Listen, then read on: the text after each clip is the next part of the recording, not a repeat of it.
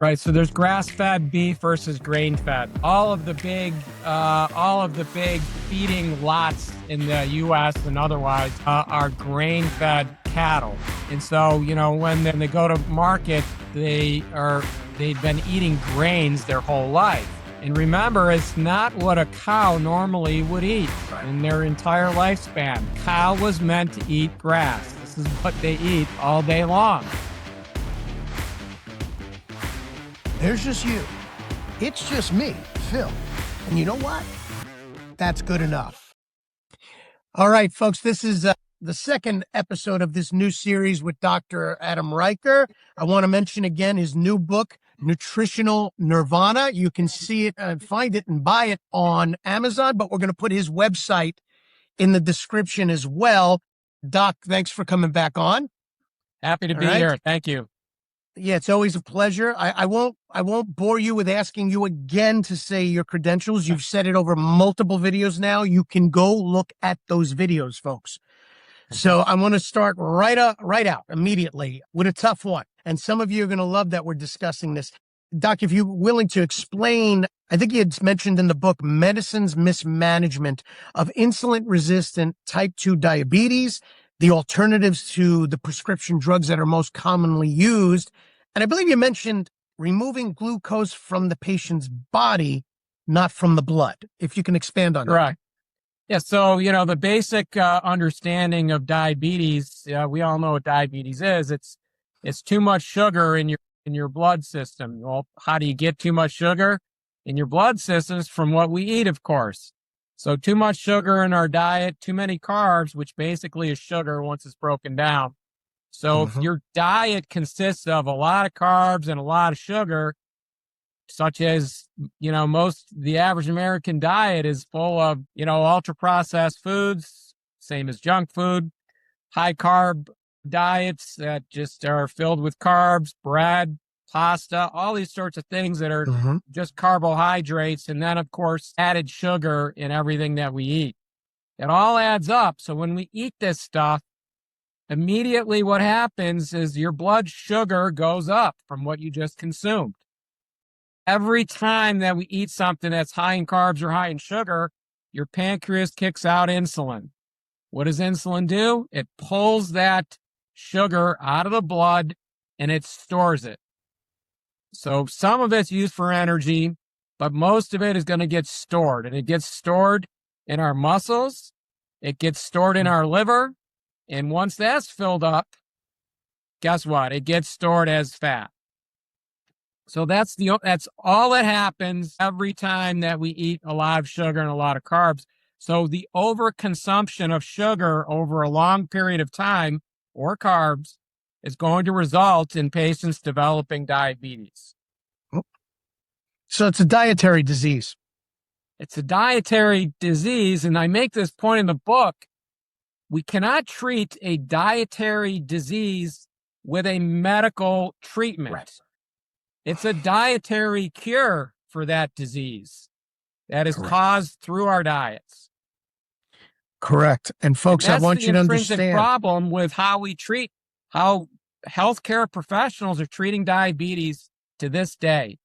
We are mismanaging these patients because when I prescribe a patient either insulin to be injected or an oral pill, the most common is called glucophage or metformin. What that does is lowers the blood sugar, and then we follow these things called A1C levels in the blood. So all that does is when I give a prescription for a diabetic, a type 2 diabetic patient, say insulin, the insulin helps pull that sugar out of the blood and keep it out of the blood. Notice, we're not getting rid of the sugar. It's still in the body. And so the body has a problem on its hands. Every single day, you're bombarding it with too much sugar, and the body's got to find a place to store it. And so you just can't keep stuffing sugar into and store it into the liver, into the muscles, and into fat because there's not enough room or places to store it. And what happens is you start developing adverse side effects from having too much sugar constantly in the body. And these are all the problems that diabetics get with it, whether it be diabetic nephropathy, diabetic neuropathy, kidney failure. All of these different things, of course, are related to the chronic long-term side effects of too much sugar intake. And we are mismanaging it because we're just pulling sugar out of the blood to get stored somewhere else in the body. Right. It's almost like skimming the top of a pool, but not going down deep and getting everything out from inside the rest of the pool. Yeah, it makes no sense. Right. It makes no sense whatsoever. Yeah. And you ask your average doctor, and they still don't get it. And there's a great book by a guy out there named Jason Fung, and I quote, he's a reference in my book, and he wrote an entire book about this. He's got one book on obesity and about one book about diabetes and how we are completely mismanaging patients with type 2 diabetes today. And he makes the point it's dietary disease, and we have to treat it with dietary means as the treatment. Right. So what he's saying to you folks is you have more control over this than you realize. So when I mentioned in the short clip about the upcoming podcast with Doc, how you can get off of these lifelong drugs, well, it's a couple of things. It's adding in some good behaviors, some good habits, little by little, and taking away some bad habits. And you would be unbelievably surprised at the results that you can have. You have more control over your health than you think. And as I've discussed multiple times, it's not only just based in genetics. I had family members, my immediate family, that were all, and they'd be the first ones to admit it, all heavy set, and they all had tremendous ailments, but it was also their diets. And I didn't eat that way, and I never had those issues. And I'm beating that horse to death simply because everyone says, well, it's in my genetics. Well, okay, but you can do better, and you'd be surprised how quickly you can. So, we go through medical school and residency. We all learned that the way to treat diabetes is to pull sugar out of the blood. It's completely inaccurate and incorrect and actually harmful to the patient. So the real way to treat diabetes is, number one, decrease the amount of sugar that you take into your body. That is key number one. And the other thing we were taught in medical school was that diabetes is chronic and irreversible. It's completely false. 100% false. I can reverse diabetes and I can eliminate diabetes in a patient who has type 2 diabetes. It just takes some changes in the diet and the nutrition, lower your total sugar and carb intake, and you will see these dramatic changes in the body in a very short period of time. Yep. And, I have to say something, and folks, I call it the bravado brands online. Okay. Doc, I often say to people, I know a lot of people who even like their diet sodas that are not good for them, but people who drink a ton of sodas, a ton of sugary drinks every day, and they say, I don't want to give them up. I say, okay, I'm not asking you to give them up, but please just explain to everyone, if you drink 6 drinks a day like that, and you just cut it in half, or even just remove one this week, next week remove another, next month remove another. Right. The huge difference we're talking about. And the reason I pointed this out is there's a bravado brand guy who claims to be a doctor online. I'm not going to say his name. Maybe he's good at quite a few things. But I think it became political for people. We got to get the politics out. If you're considering your diet based on politics, there's nothing we can say to you. Okay. If you're basing your diet on anything other than facts, there's nothing I can help you with. And the reason I say this is this bravado brandster, who could be a great doctor, I don't know, came out when someone had mentioned this and said, and he's in shape, he's a young guy, said, I'm drinking all the soda I want. You do the same. Now, here's a doctor who's doing videos drinking Coca-Cola and telling everyone, and he's got tons of followers, to do this. Anyone with half of a mindset knows that is not healthy. Maybe it's his youth. Maybe it's, bravado. Well, that's a great point. It's, there's a lot of doctors out there, and now in this age of social media, there is no control over what they're going to say and do. I mean, remember, we are in the era of Ozempic, right? Yeah. So everybody, there was a stunning study I just saw recently about, it was something crazy, like 2 out of every 8 patients are on Ozempic nowadays, or some other GLP-1 agonist. And that says a lot. So number one, what does that say to us as a medical profession? Is that one, we are simply not spending any time at all talking to a patient about what is optimal, healthy human nutrition. We're very quick to write a prescription, even a chronic prescription like Ozempic, and have them come into the office every week and get their weekly shot. And then as a way of just continually putting this patient on a chronic medication almost forever. And now there's a lot of information coming out about the adverse side effects of Ozempic, as well as several of the other GLP-1 agonists. And what's happening is that there are now lawsuits against Ozempic because it's really off-label use of Ozempic. It's supposed to be utilized for a patient with type 2 diabetes, and we're using it off-label for patients for weight loss. Right. You know, and what I want to say to everyone is you got to understand, whether you're a parent, a teacher, both, or whatever your walk of life is, it's always easier to tell people what they want to hear. And when you have social media people telling you, drink all the soda you want, you got one life to live. Okay, great. Have your soda, cut it down.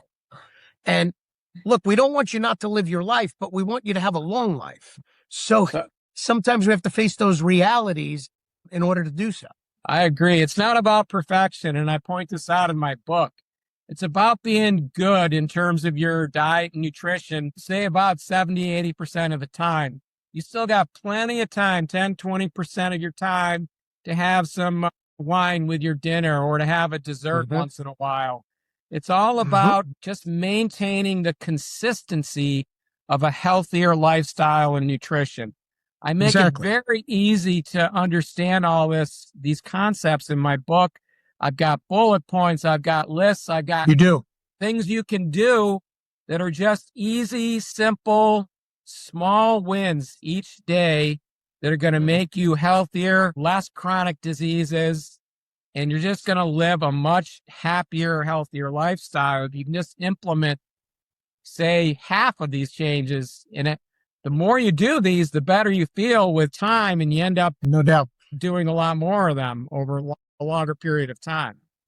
And I want to say, I've known a lot of these things were common sense that, like you say in your book, some of these different foods, I had no idea. It enlightened me. Yeah. I have family members and friends, and especially some of these extra things. We'll get to the things we discuss about putting in your coffee in the morning or in your tea. Those things are great. The oils, you know.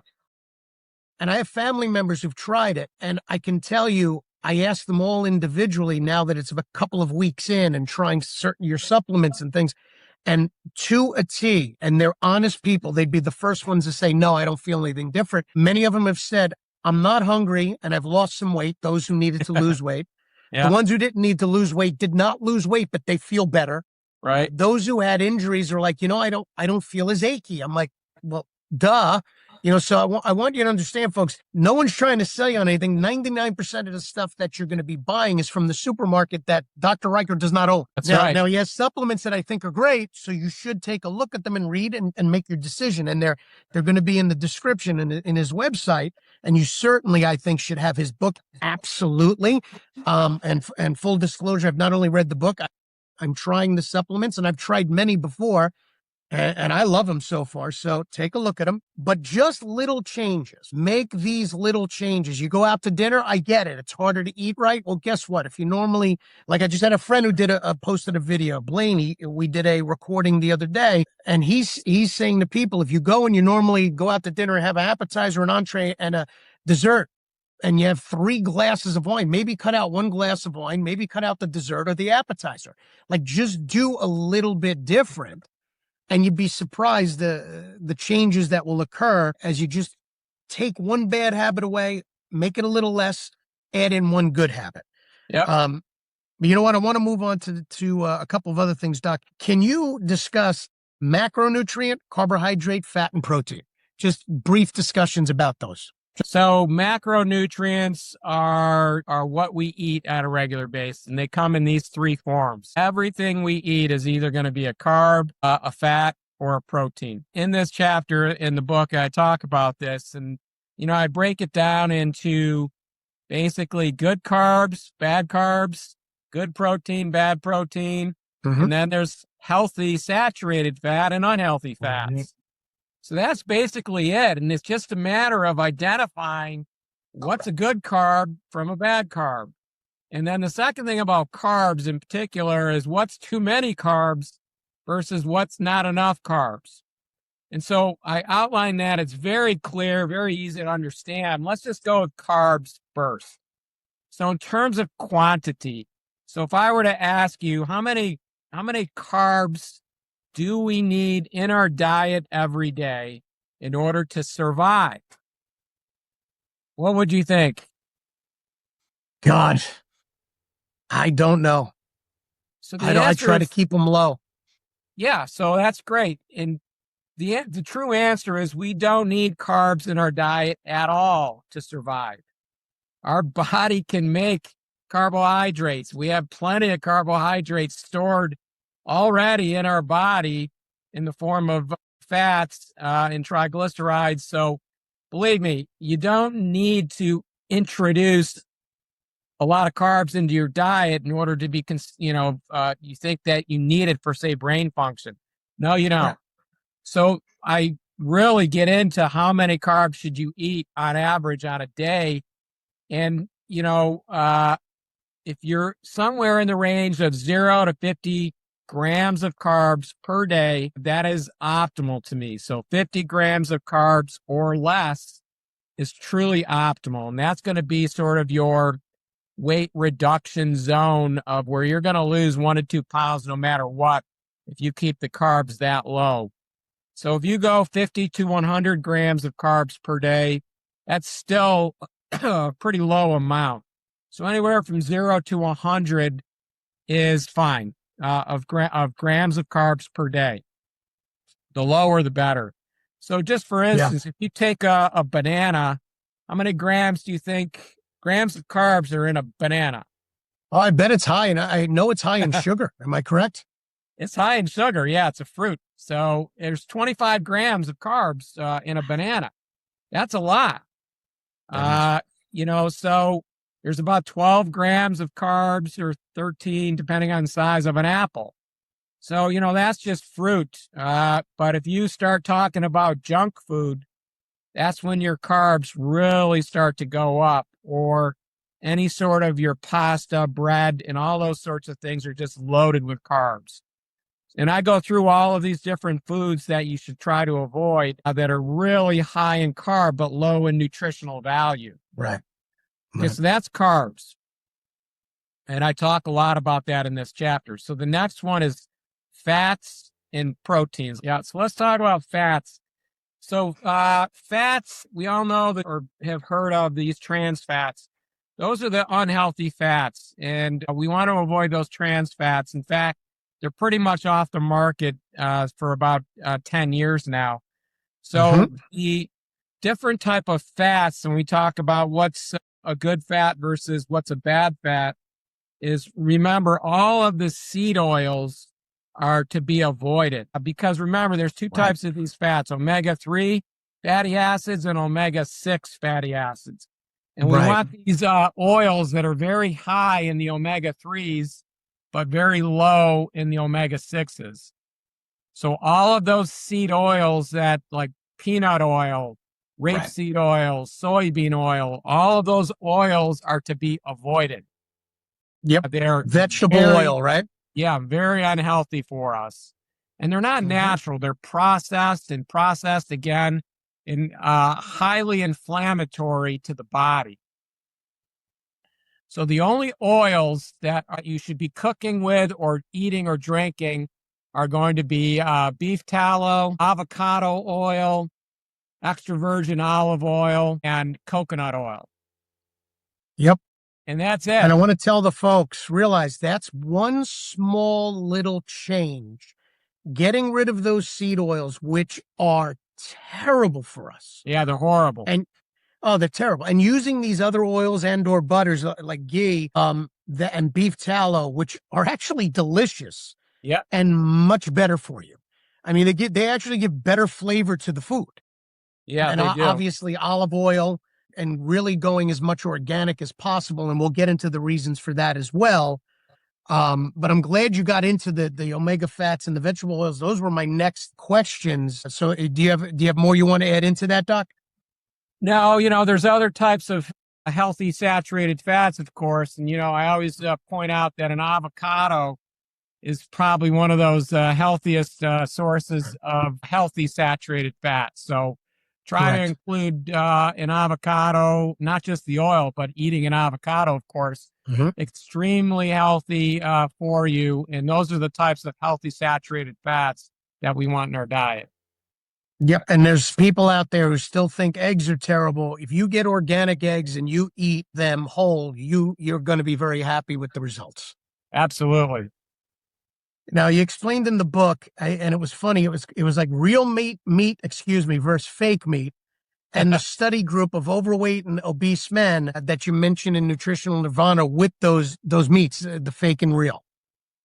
Yeah. So fake meat is exactly that. It's not made out of any form of beef or, red meat.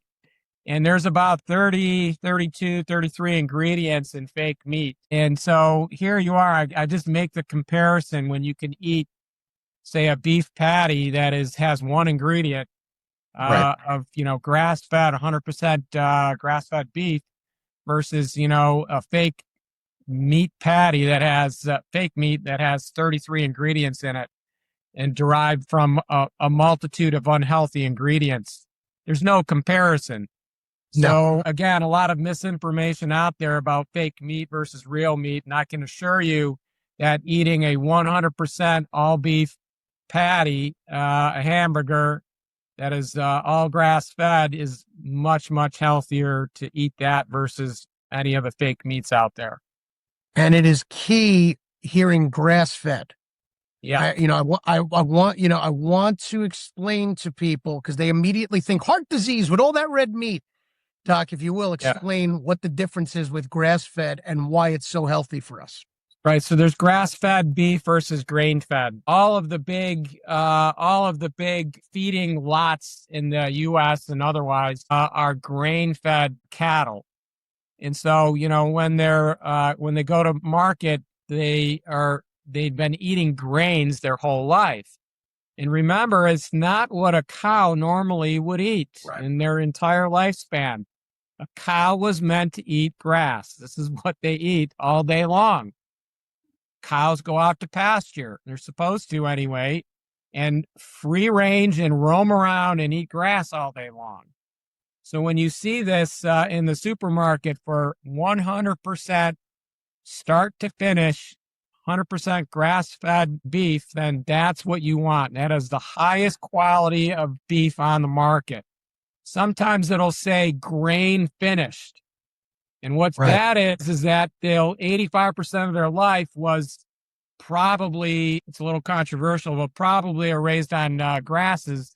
But then the last 8 weeks of their life, they will fatten them up with grain because they can obviously get more for that cow.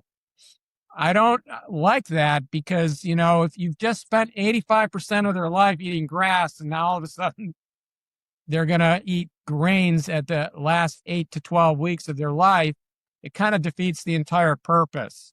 So in my opinion, it should be 100% grass-fed beef as the only type of beef that you should be eating. Absolutely. And just a little tidbit, I believe in the Nutritional Nirvana, your book, that study with the obese men, some were eating the fake meat, some were eating the grass-fed meat. The ones that ate the grass-fed lost weight and were in much better health than the ones that ate the fake meat after the study was completed. It was a great study, and it was very well done, actually. They compared fake meat to, 100% beef, and they found that all the metabolic parameters were much, much better in the folks that were in the group that ate the grass-fed beef. So, You know, we have something very in common. It's funny. When I read it in the book, I cracked up. I, like you, felt my unhealthiest after running the marathon. And it's funny, in your book, you mentioned, you know, you thought, and as a doctor, you thought you were eating just fine, you Yeah. know, and as an ex-athlete, I thought I was eating just fine. And I go to run the New York Marathon. And after the marathon, I just looked in the mirror. I says, I haven't felt well in so long. Can you Yeah. discuss a little bit about that? What you were eating? And a lot of people take it for granted. They have a breakfast bagel and things like that. Can you explain how you felt then, and when you made changes, how much better you felt?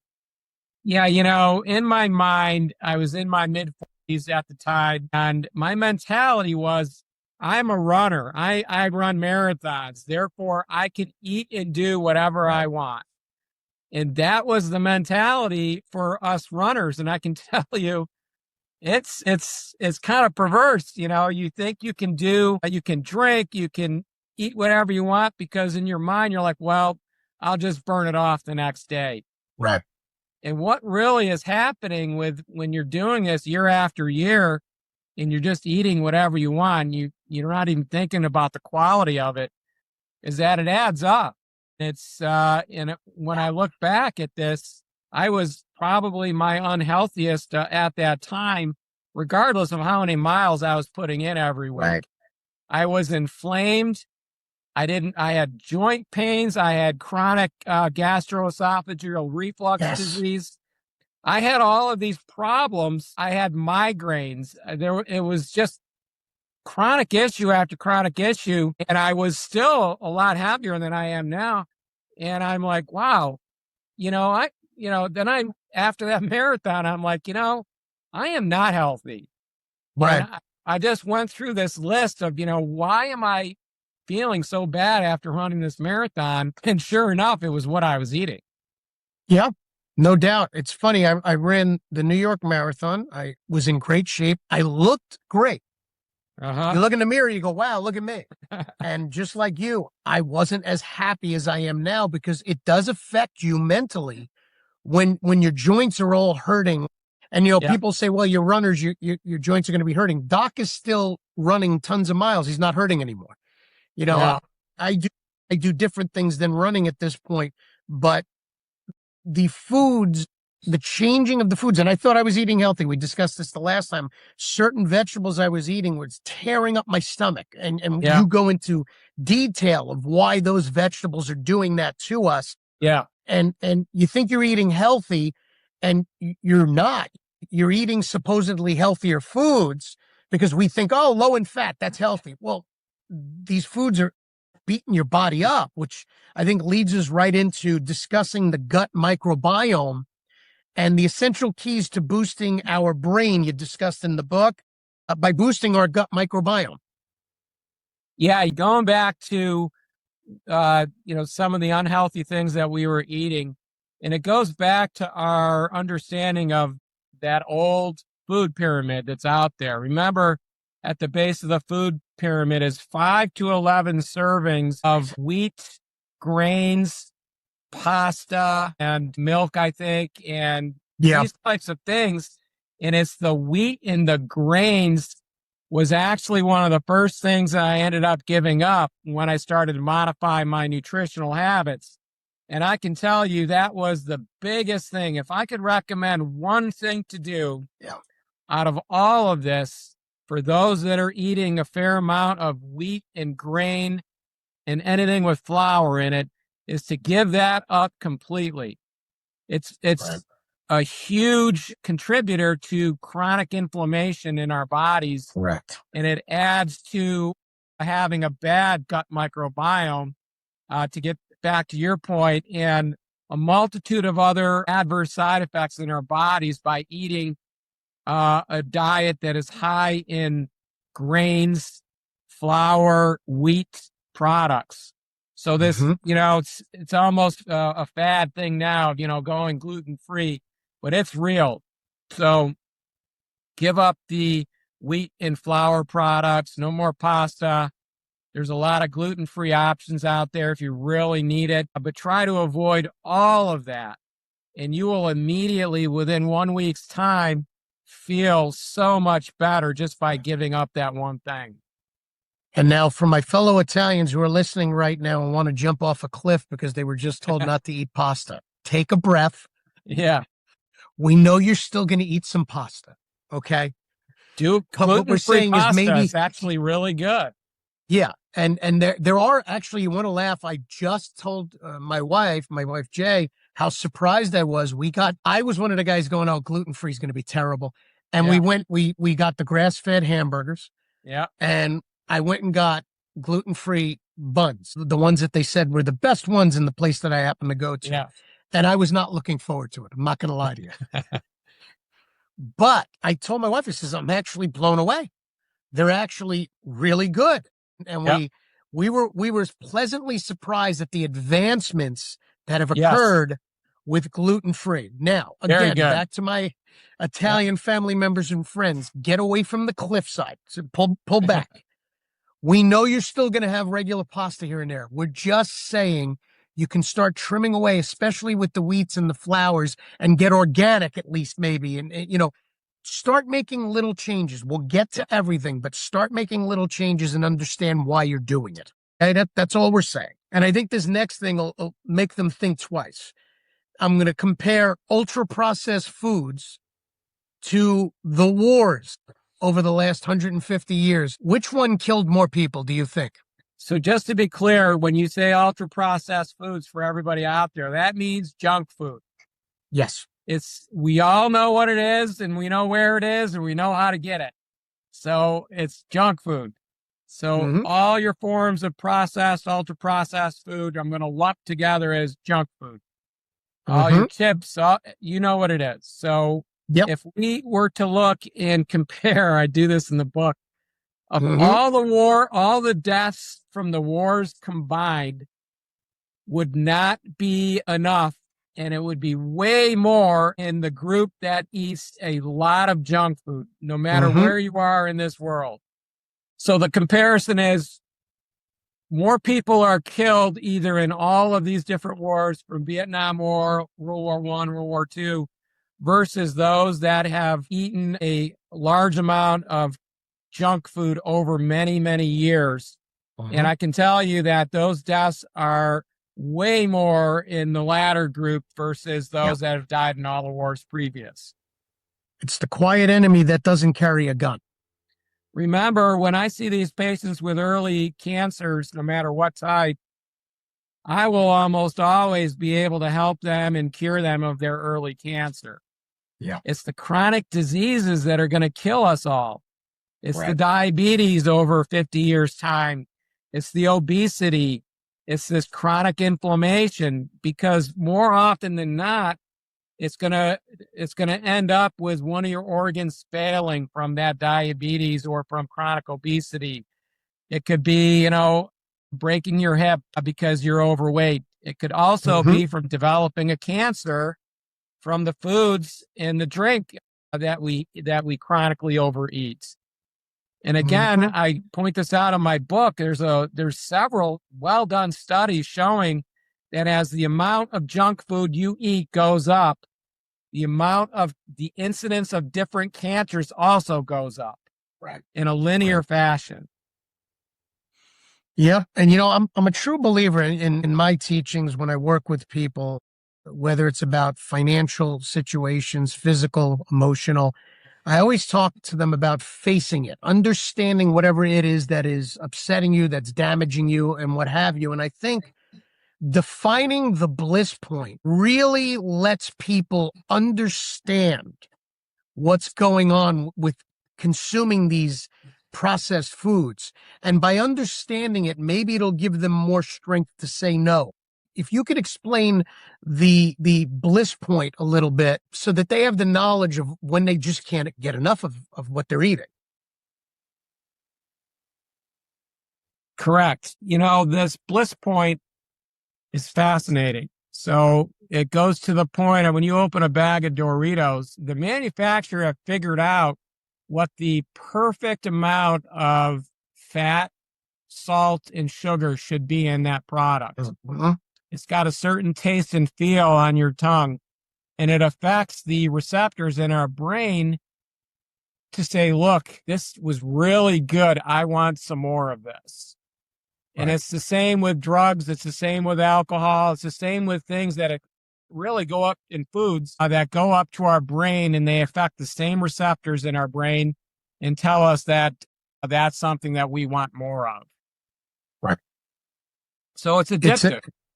It's totally addiction, and they're bringing you to that point of bliss where you just need it because you get that instant gratification. And if you understand that it is an addiction, just like a drug or alcohol, I always say, if you don't want to eat it, don't put it in your house.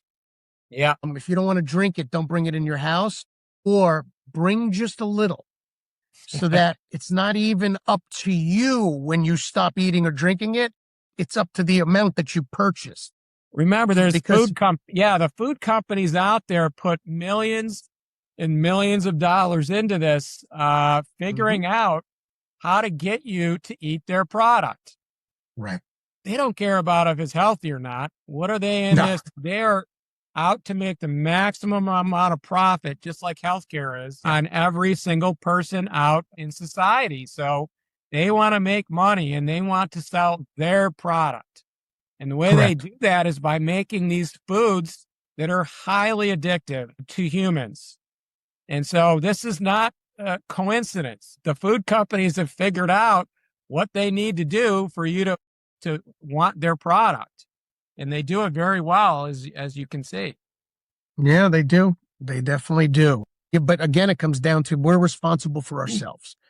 So, look, base it on facts, most people are smarter about this once they hear things than they realize they are. If you're listening to a bravado brand guy, please stop. Listen to reality. Obviously, tons of sugar is not good for you. So start there, and let's move from there on to some of the better ideas, and also trying changes and seeing how you feel. Be your own test study and see how you feel after 2, 3, 4 weeks of eliminating something and or putting something else into your normal everyday meal plans. Okay, let's talk dairy now. Cow's milk, goat's, sheep's milk, the differences. I believe you mentioned in your book that we're the only species that drinks the milk of other species. Yeah, it's a true statement. It's kind of funny how that came about. There's this push to kind of use something that, we had a lot of. We had a lot of cows, and, we milked those cows. And, just to be clear, that milk from a cow is for baby cows. That's it. It's not for baby humans. And I make this point in my book that human milk, of course, from the mom, from breastfeeding, is really the sole purpose or the type of milk that we ought to be drinking when we're babies. It's very, very healthy. It's important for a newborn to drink the milk from the mother. And somewhere along the way, back in the 60s or so, it was basically pushed upon society that we ought to, give them cow's milk instead. Is any of the milks good? Now, I know a lot of people like almond milk. I think you mentioned coconut milk at one point. Well, those aren't real. When we say milk, I'm talking about milk from either a cow or milk from a human.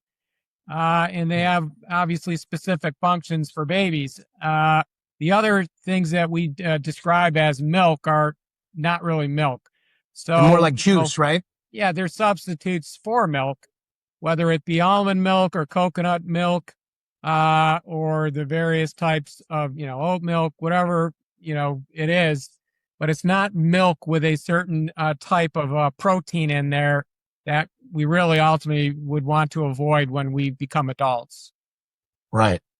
Now, cheese, I believe you had mentioned in the book A1 and A2. Is it casein? Casein, yeah. And the bloating and the lactose intolerance? Yeah, so casein milk protein. That is there's two components to milk, say cow's milk. There's casein milk protein and whey, W-H-E-Y, whey protein. Casein, it makes up a certain percentage of cow's milk, and so does the whey. And the problem with drinking too much cow's milk is that it is very inflammatory to the body in humans. it causes huge amounts of inflammation at levels that are really unparalleled. So that in and of itself is one reason that we really shouldn't be drinking a lot of cow's milk when we're an adult. The second reason is almost all human adults are lactose intolerant. We lose the gene after about 2 years or so when we're, a kid, babies. And by the time we're adults, most populations are lactose intolerant. So that's another really strong reason that Right.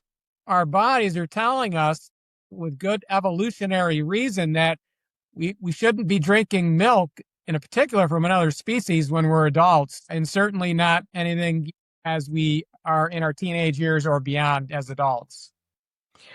Do you think that it leads to a lot of the hormonal imbalances we've been seeing in kids? A lot of people have been saying they see breast tissue and overall size of children changing quite a bit with when they drink a lot of milk. So the problem with cow's milk, say in teenage years, young adults, etc., even adults, is that there's a study. It's a seminal study from a guy named T. Colin Campbell, and he published this book called The China Study. And in that book, and he went to China and he looked at all these different populations of people in China, and the main thing he found was that if you had higher than a 20% consumption of cow's milk, that your risk of a variety of cancers skyrocketed. And so this China study, which is now, it's been published and it's been revised, is some of the strongest evidence we have that it's actually a very potent carcinogen for the development of cancers down the road in the future. So if there's not any other reason why we shouldn't be drinking cow's milk from another species, it's that it also has a carcinogenic risk if your consumption of milk is quite high. Wow. So I'm noticing, though, you do mention when cheeses, because they obviously have milk in them, when they're aged a certain amount of time, they become actually healthier for you and for your gut, microbiome, gut microbiome. Can you expand a little bit on that? Yeah. So there's some components to milk, no matter what animal it comes from. It can be split out to A-type proteins and A2 proteins. So these are just different genes that the different types of cows have. So if you look at all the cows or the cheese that is developed from that milk in the United States, those are almost predominantly from A1 cows. Right. And that is the bad gene that is in that cow's milk that causes a lot of the inflammation and a lot of the problems that we have with abdominal bloating and other things from that A1 protein in either cow's milk or in aged cheese. So that's why in my book, I outline the importance of finding milk products that are derived from an A2 cow. So most of the cows in Europe, for instance, not all, but most, are derived from A2 cows. So again, that's where the milk's coming from. You make the cheese from the milk. And so now, and then the other component is if it's coming from a sheep or from a goat, it's going to be automatically A2. Okay. So that's the good protein. They're better. Yeah. So that's why in my book, I list several types of cheeses that are aged various amounts of time that are derived from either sheep cheese, goat cheese, or even some cow's milk that has the A2 component in it. Right. And I did remember you really focused a lot on France and Italy. Yes. They have very good cheeses, and they're derived. If it's sheep cheese, you don't have to worry about it. It's going to come from an A2 animal, and same with goat. So I have a preference for sheep cheese and goat cheese that's aged, 9 months to a year. But there's some other ones that are from Italy, for example. One is called Reggiano. Right. Really quite good, and it's aged 2 years, and it's been fermenting for 2 years. And so a lot of the lactose that's in there is fermented out. And in my new research, which I outline in my book, it's actually very healthy for the gut. So you just regained the Italians with the Reggiano cheese when we lost them on reducing a little bit of the pasta intake. Yeah, So now the Italians are happy again. that's My right. fellow Italians won't be texting me all night long. You mentioned, I believe in the book, I believe you just mentioned Campbell already, but I believe there was a study, Minger and Campbell, about the animal-based diet versus the plant-based. Yes. I mean, you had so many studies, so I Right. get it. It's probably hard to remember every one. So everybody, every author out there, every video you watch, all of those things who are giving us normal people nutritional advice, they've got a perspective that they're trying to sell to you. Sure. And T. Colin Campbell is no different. He's a PhD researcher. He is a legend in doing research, and everybody knows about the China study. It was a seminal study that was done, a couple of decades ago. So that data was there, and when I went through it and looked at all that data, he definitely has a viewpoint that, just for simplicity, that meats are bad and plants and vegetables, no red meat at all is the way to go. Right. So it's all plants and what he describes as a whole foods plant-based diet. Now, in my first book, I say that's the way to go. We should do a whole foods plant-based diet. And in the second book, I don't say that. So the more data that I read for my second book, I looked at the data on different alternative lifestyles, such as a Paleolithic lifestyle, a ketogenic type lifestyle, a carnivore lifestyle. And then I compared the data with his whole foods plant-based diet. So you have to take it into all the context. So if you've got a patient who is eating, your standard American diet, he's eating a lot of fast foods and just a garbage diet, is a whole foods plant-based diet better? Absolutely. So you got to understand what the comparator is. So if it's somebody who's really trying to make some changes and they want to try a whole foods plant-based diet, go for it. It's going to be a very healthy diet, and I don't have any issue with that. So I'm trying to provide the people with a lot of different opportunities or choices, really, on what lifestyle fits them best. Correct. And it's not going to be the same for everybody. No, you do a good job in the book of laying out all the different types, but what you do, and I didn't notice many others did. For instance, going back to the vegetables, you pointed out which vegetables were not good for us. Yeah. Whereas everyone's like, okay, I ate vegetables today, I'm healthy. Right. Well, no. And I think also what you point out is, to me, it's just common sense. Well, the animals that you're talking about, the meat you're talking about eating, those animals are on a plant-based diet. They're not being fed the corn. They're being grass-fed. So you're eating a cleaner meat than what they were probably even studying. But remember, most of the cows that are out there are on these big feedlots, and they're all eating grains.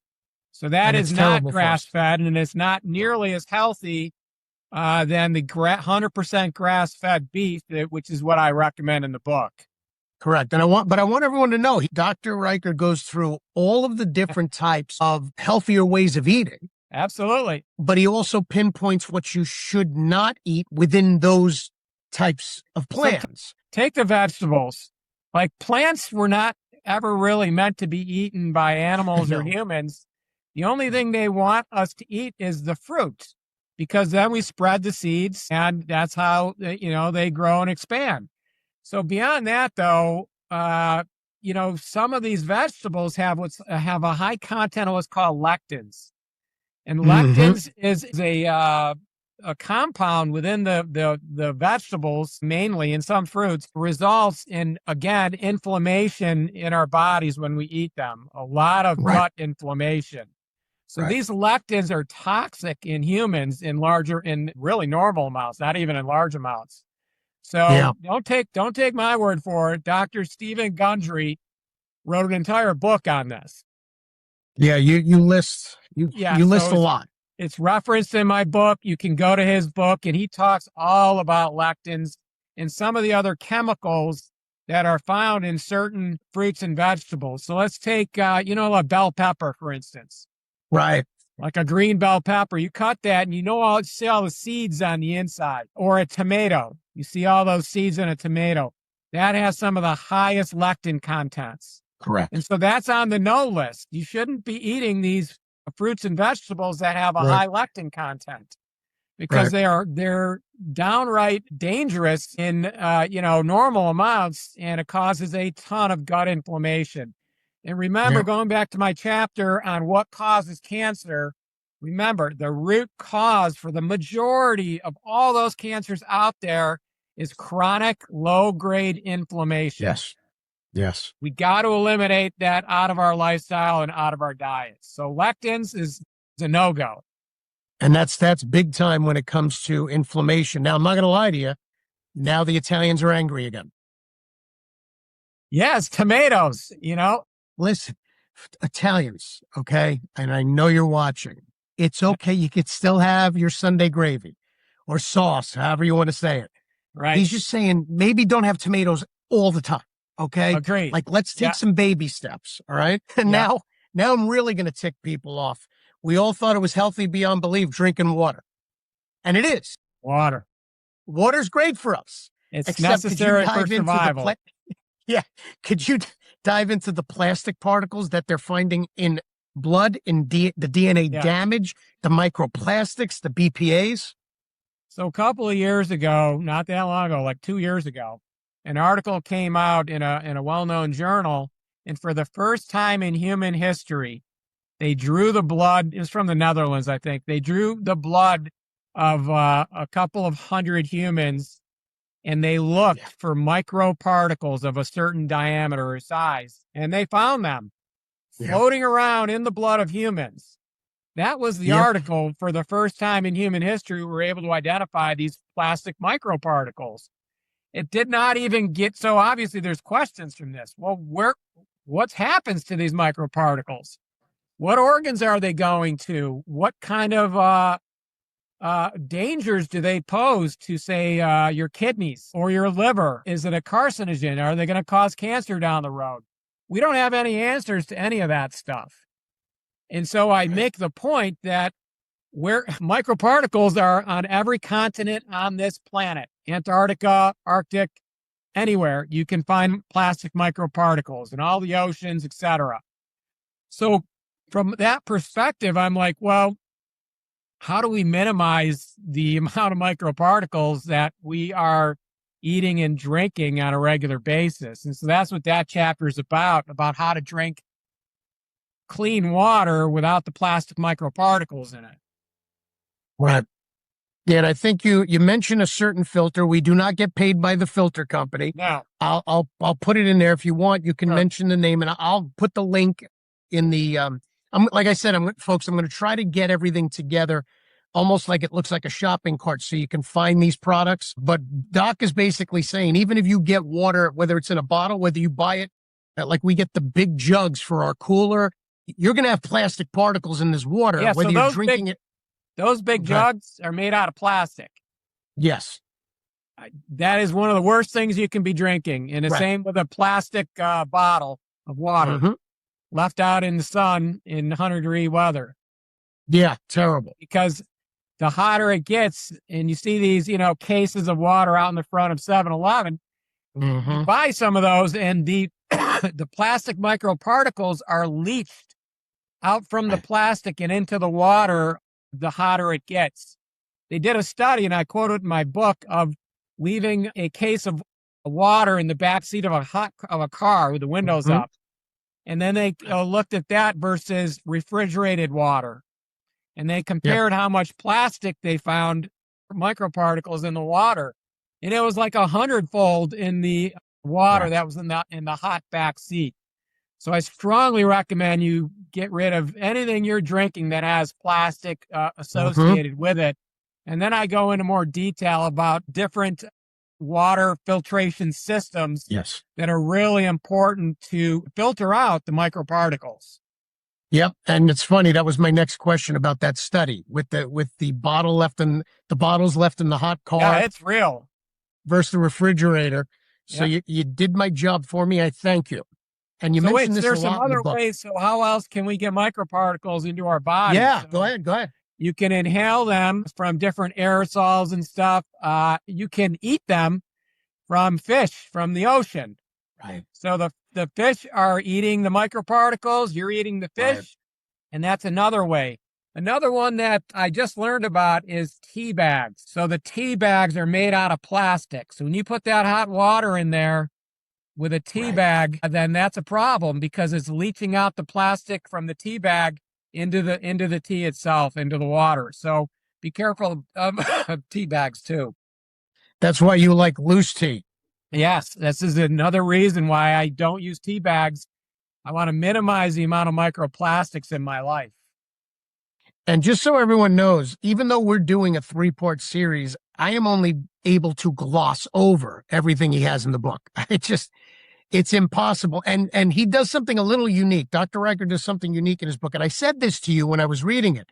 After every chapter, you give the references, the studies. Most people put it at the end of the book. Yeah. And honestly, when someone's done reading the book, any book, they never check the back. No. But you actually put all of these studies, and in some instances, it's multiple pages after each chapter. Some of these chapters got 40 or 50 references, and you can get every single one of them. You can go on PubMed. They're all available. They're free. And so, I wanted to do that for two reasons. One, I wanted readers to not think that I'm just making this stuff up just because, I'm a doctor. I had to do the research just like anybody else. And there is a lot of research out there. So number one, I did the research, and I wanted, number two, for somebody to say, yeah, well, maybe I don't really believe that, but here's all the articles you can go to if you don't believe me. So, and like you said, it's up to us to decide. The only thing we can do is consume as much information from and when I say trustworthy people, not only people that actually have knowledge and work with sick human beings, but people who obviously have a want to make people better. So Doc, like I said a million times, he saved my family because he saved my wife from breast cancer. He's saving women all the time. He has skin in the game because that's what he wanted to do. In my instance, I watched so many people in my family and in my friend base pass away too young from not taking care of themselves. And it's funny how you and I met in this point of our lives because we lost a family member while my wife was ill. And it was a devastating time. And it's almost like, and for those who don't believe, fine. For me, it's almost like God threw us in front of each other at the exact right time because I just decided I wanted to start helping people. And you've been helping people your whole life. So, again, people take the information, read the book, Nutritional Nirvana, look at the studies, because I can, even in 3 episodes, I can only gloss over it. I want to cover, you mention a lot, I believe it's glyphosates. Am I saying it right? Glyphosate. Glyphosate, excuse me. The trade name is called Roundup. It's a weed. It's a weed killer. If you go to Lowe's or Home Depot, you can still find Roundup on the shelves to kill weeds around the house. Right, and it is just terrible, right? It's the most overused herbicide/pesticide in the entire world. It is on 80 to 90% of crops worldwide, and also in the United States. All the wheat, everything, every crop in the United States basically has been sprayed with Roundup, unless it says organic. Correct. And even then, you got to be a little sketchy about it, but certainly if you have the opportunity to pick a piece of fruit or a vegetable and it says organic versus non-organic, go with the organic. Correct. Because there are some guidelines that basically say you cannot spray it with glyphosate. And so what's the problem with it is that it's never been studied in a human clinical trial. It was put on the market by the FDA decades ago, and it is the most popular herbicide pesticide utilized in the world today. Thousands of tons of this are sprayed on our crops. And the problem with that is the consumption of that in any form, it doesn't wash off, by the way. It gets incorporated to the plant itself. So when you eat it, and it's in our drinking water too, it's a known carcinogen. It's on the WHO carcinogen list for causing cancer in humans. Correct. Matter of fact, you mentioned a lot of lawsuits even in the book. Yeah. Where the plaintiffs won. I go through the whole history of glyphosate or Roundup. Yeah. It was first owned by Monsanto. Now it's owned by Bayer. And a rough estimate of total money that they lost their lawsuits on is somewhere in the range of 25 to $50 billion. Mm-hmm. And there's class action lawsuits that were settled, but there's still thousands of lawsuits out there where they're suing now Bayer because they're themselves or a family member developed cancer as a result of being around and utilizing Roundup or glyphosate. Yep. There's one study that I wanted to point out because it's a recent study. It was done in I think Nebraska, and they looked at pediatric brain cancers in Nebraska because that's obviously where we grow a lot of our crops. They're all sprayed with glyphosate, and they found an abnormal number of pediatric cancers in 93 counties around Nebraska, and it was correlated with the amount of glyphosate that was used in each county. It's amazing how many bad things are going into our foods. It really, Yes. And when someone, it's funny when someone asked me the other day, said, "Come on, it can't be that big of a deal." I said, "Well, would you drink it?" And he kind of cracked up. I said, "Honestly, would you dip your finger in bug spray?" Yeah. And even just dip your finger and lick your finger. And he said, "Well, of course not." I go, "So then why are we accepting it in our foods?" I mean, I get it. They're trying to keep certain insects away and stuff, but if you can go organic and you know that this is not in there. Remember, glyphosate's also been implicated in Alzheimer's and dementia. Yes. Neurologic diseases of all sorts, all kinds of childhood neurologic issues. Mm-hmm. And, and then going back to drinking water, it's in our drinking water. So again, Another reason to get the good filter system for your water so you can filter out the glyphosate as well. Perfect. Now, I think I'm going to have to end with the most important question on everyone's mind. The pink elephant in the room. Bacon. Can we eat it? Yes. The short answer is yes. Thank you. I really did a lot of research on whether or not bacon was dangerous and whether or not eating bacon increased your risk of, say, colon and rectal cancer. And The short answer is no, it's not. And it does not have to be preservative-free, by the way. The nitrates or nitrites within bacon, how it's preserved, is a small amount compared to many of the vegetables that we eat regularly, our saliva, etc. So the short answer is you can eat as much bacon as you want. It's actually good for you. No limits on bacon. Thank you for saying that. I think even though it's not specifically an Italian food, you got the Italians back on your side again. There you go. Eggs and bacon. That's good meal. Well, Doc, I thank you for coming on. We got one more episode, and it's been enlightening. It's not as good as the book, but we're trying to get it out there because, like Doc said, he can't meet with every single patient about their diet, about the way, or should just say the way they eat, because we're really not promoting a diet. Right. And at least maybe this is a way of doing it. Get the book, Nutritional Nirvana. It's available on Amazon. Also, we're going to have Dr. Riker's website, as we do every time in the clip. So you'll be able to find it at his website along with his supplements, which we're going to talk about in the next episode. Yeah, that's going to be nice to talk about the supplements. Absolutely. We like them. We've been doing them for now 2 months. We like them very much. So I'm going to end it off like I always do, folks. No matter what mistakes you've made, no matter where you've been, no matter what you've been put through or you put yourself through, quite frankly, you can change today.